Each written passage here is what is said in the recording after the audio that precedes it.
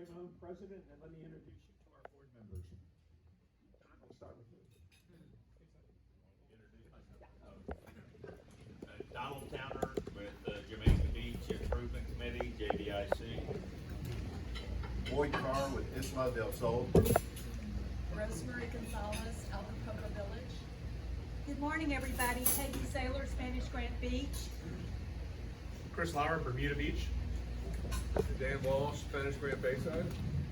Kim Van Camp, the condos. We got one more. One more.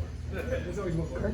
Oh, sorry. Craig Van, Miramar Beach. There we go. Sorry. We got everybody. Who is that guy?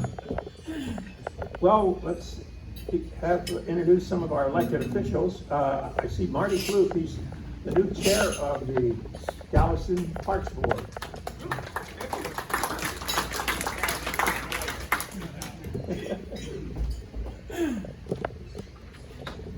And we have, today is hearing from the candidates running for District 23, State Representative.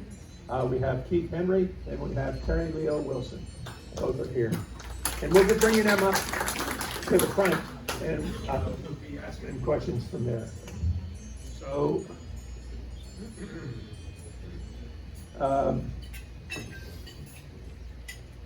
okay, we'll need to have approval of the July 31st financials and the July 16th minutes. So moved. By Peggy. Chris, you beat Craig. What happened? Better not. That's a first. All in favor? Aye. Thank you. Marie Robb is not able to be here today, or District 6 happening, but she did email us what she would like us to report. And I'll have it Peggy. Okay, this is the report directly from our City Councilperson Marie Robb. I will read verbatim. Things continue to move forward on the beach design and engineering beach project from 7 Mile Road to 13 Mile Road. Congressman Weber is in the process of setting up a meeting with Colonel Rhett Blackman, the new Corps Colonel for the city team, to assist in moving the beneficial use of dredge project to the West End beaches. Randy has agreed to attend all meetings with the Corps of Engineers. Working together with our amazing state legislators and giving testimony at the TWIA board, we were able to achieve no rate increase. The city is in the budget process, and my goal is to keep the tax rate as low as possible. Utility hardening continues. I would like to open it up for questions, but I will not do that. Smart move on my, maybe the last smart move of today, but that's okay. I'll take a smart move anytime I can get it. I will say that I did also attend the TWIA board meeting, as did Terry and a couple of other people in the room. And I will say, because of the challenges in the insurance system, to the degree you have an opportunity to listen to the meetings, they're hybrid, it would really be great, because I think as we go forward, the challenges will become more significant in the insurance area, and especially windstorm insurance, that any citizen input, I think, is going to become more and more important. So thank you, and if you have any questions, I suggest you contact Marie. Thanks, Peggy. I'm going to introduce some other elected official, and that's Taz Jones. She's the alderwoman for the city of Jamaica Beach. Taz, welcome. So I think I got everybody. Let's move on then. We're going to have the Galveston West End Police Report. Lieutenant Sean Migues. Sean?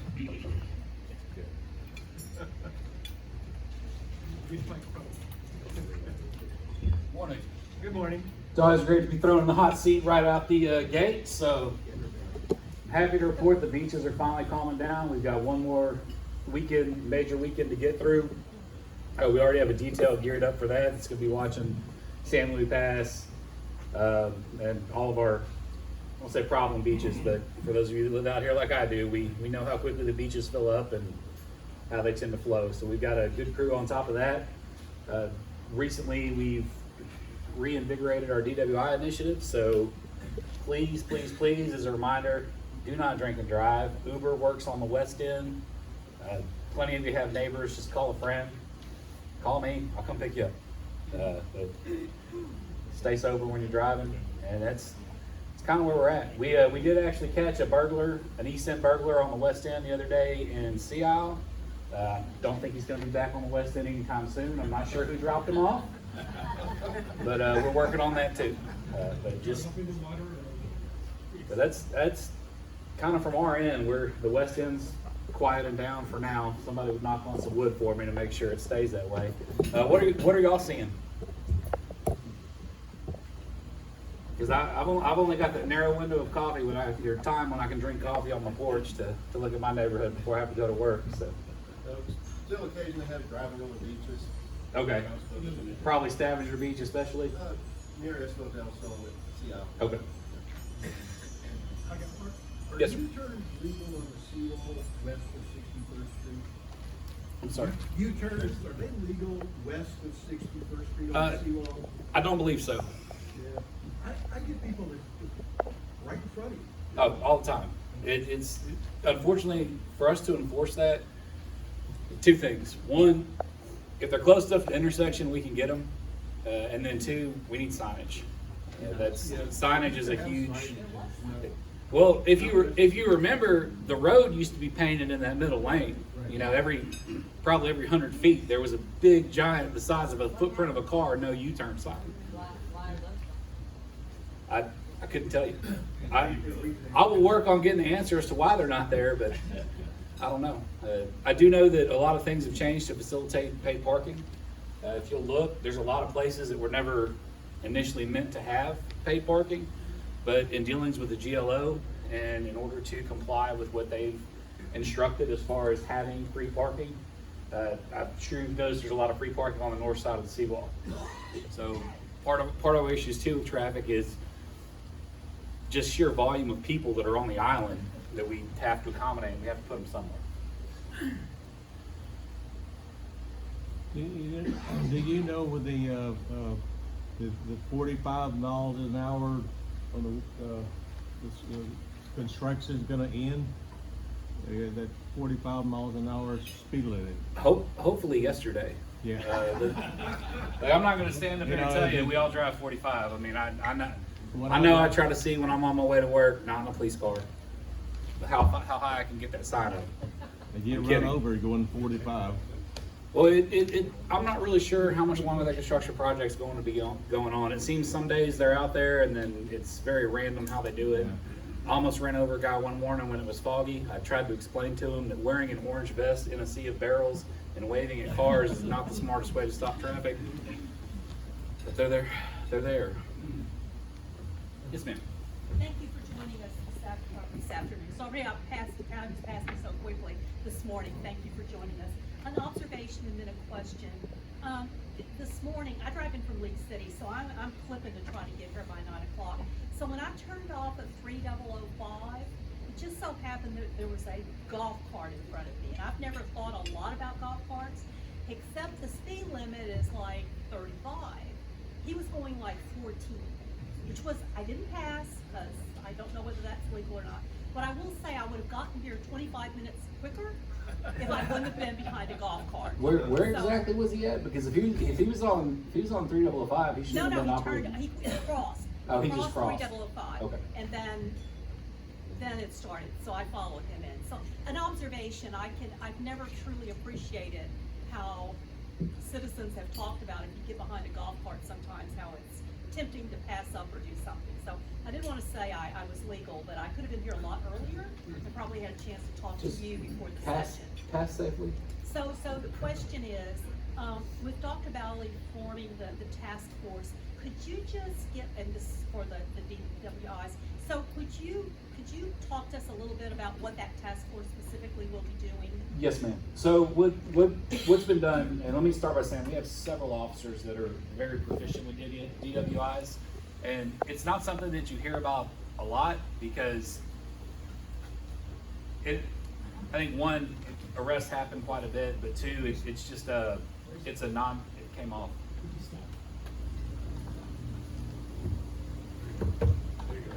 All right. It's on, then it's off. Have you ever heard the phrase, if it bleeds, it leads? The news doesn't care about a DWI unless there's a tragic wreck associated with it, because they don't sell papers. And that's not a knock on the paper man. That's just unfortunately the way our society has become. We have a lot of officers out there that do DWIs. We have some that are extremely proficient. They have sought out additional training, becoming intoxilizer operators, and working on becoming drug recognition experts and things of that nature. Two of those officers, Officer Reed Jones and Officer Dante Bailey, have been chosen to work this DWI task force. So what they've done is they've taken two units and designated those as DWI units. They both work the night shift. Their primary focus when they're at work is intoxicated drivers and impaired driving. And that's what they're going out hunting. So what that means is if a call comes in that somebody lost their wallet, they're not going to be sent to that. Their main focus is intoxicated drivers. If a big fight breaks out, they'll be sent to help with the fight, but they're sent as a backup officer, not as a primary officer, because the goal is, with our staffing being low, to keep them on the streets as much as possible so they can have the maximum effect on impaired driving. This task force has not brought about additional officers. We're not removing officers from patrol to fill the task force. It's set up in a manner that they're freed from the radio enough that they can go out and look for DWIs. Also too, while we're on this topic, I know how rumors work on Galveston. Growing up here, and it's been fun, some of the things I've been involved in that happened when I never left my cell phone. So I can tell you this, our guys are not going to be sitting outside of bars waiting for someone to leave and going, all right, the car started, get them. That is not the purpose of this task force. If any of you have ever gone to the East End on any given weekend, there is a high number of people that should not be behind the wheel driving. I've sat on the stand in court and had to defend why I pulled over the person and arrested them for drunk driving that I did, and not the person that almost hit me that was obviously drunk while I was pulling that person over. The issue is it's so prolific on the island, it's kind of like arresting somebody for being drunk at Mardi Gras. You've got to look out at all these people and pick the person that is the most danger in that particular moment on the road and go after them. I can assure you that every time they pull somebody over for impaired driving, 4 or 5 more drivers that are just as impaired go cruising by. We don't have the manpower to combat it. We've had initiatives in the past where we've brought in outside agencies, DPS has gotten involved, and those will work temporarily, but it's one of those things, we'll come in, we'll do something like that, you get about 3 weeks where everybody's minding their P's and Q's, and after about that 4th week, people slip back into creatures of habit and get what we get. Yes, sir. Two things, that you turn on seawall, you got a solid yellow line across the solid. Signage. You don't need sign, you know your traffic, traffic.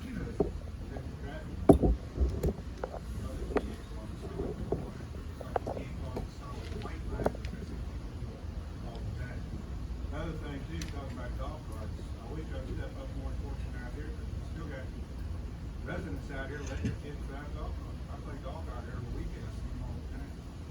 Okay. I'll take that back and let them know. We can refire up the golf cart initiative and out on the West End. Just understand and talk to your neighbors, because if we start towing golf carts, which has happened in the past, and I understand your frustration with it, but again, here's the situation we're in.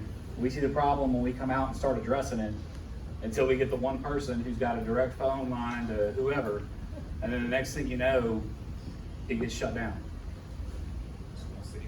Yeah, it gets real political. So and what we do run into a lot when we do a golf cart enforcement is, I live here, I'm a resident. That's a renter 3 houses down. Go harass them. That's our own citizens treating us that way for addressing a law that we've been asked to do. I'll gladly come out and do it, and I'll gladly have my guys do it. The problem is, you're not gonna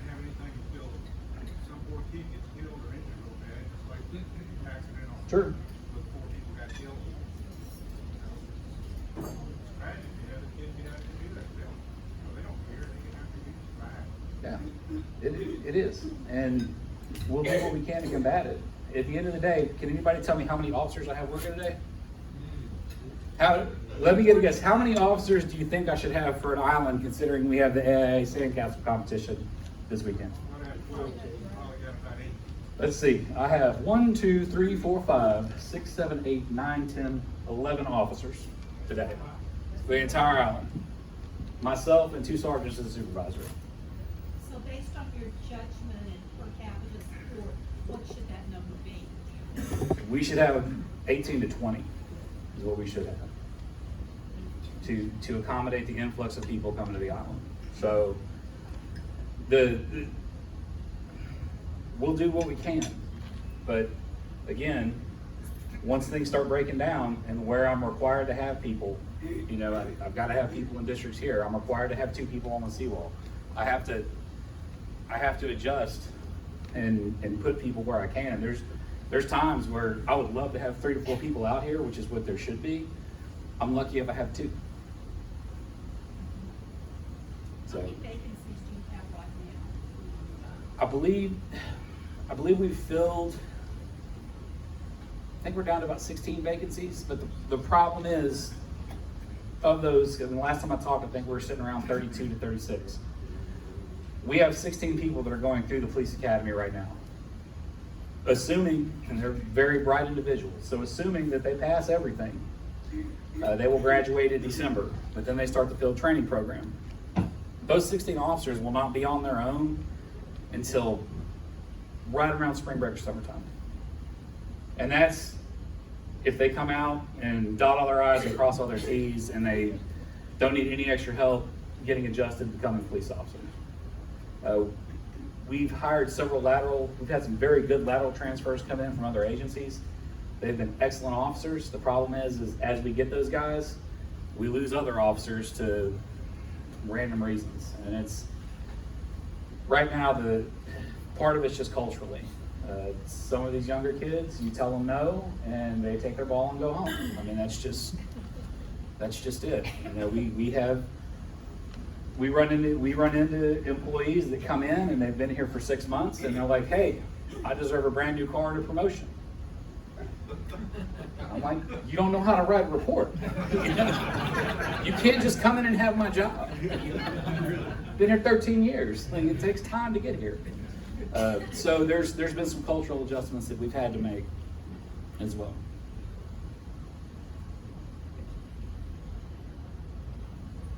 All right. Anything else?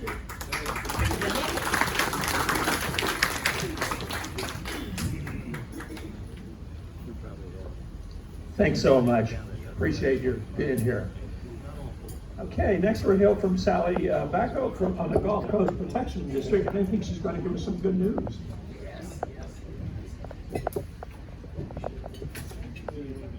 Good morning, everyone. I'm Sally Bakko. I'm the Director of Policy and Governmental Relations for the City of Galveston, but I'm here this morning as a board member for the Gulf Coast Protection District. And I just wanted to tell you a little bit about our meeting on August 10th. The U.S. Army Corps of Engineers came and provided us a very interesting and informative presentation on being a non-federal sponsor. As you may recall, the Gulf Coast Protection District was created in 2020 by the legislature in 2021 to be the non-federal sponsor for the Coastal Texas Study Project and the Sabine to Galveston project that is in Orange County. So this was an important presentation, not just for the Coastal Texas Study Project, but also our current active role in the Orange County project. So they talked a little bit about roles and responsibilities, the agreements that we enter into with the Army Corps.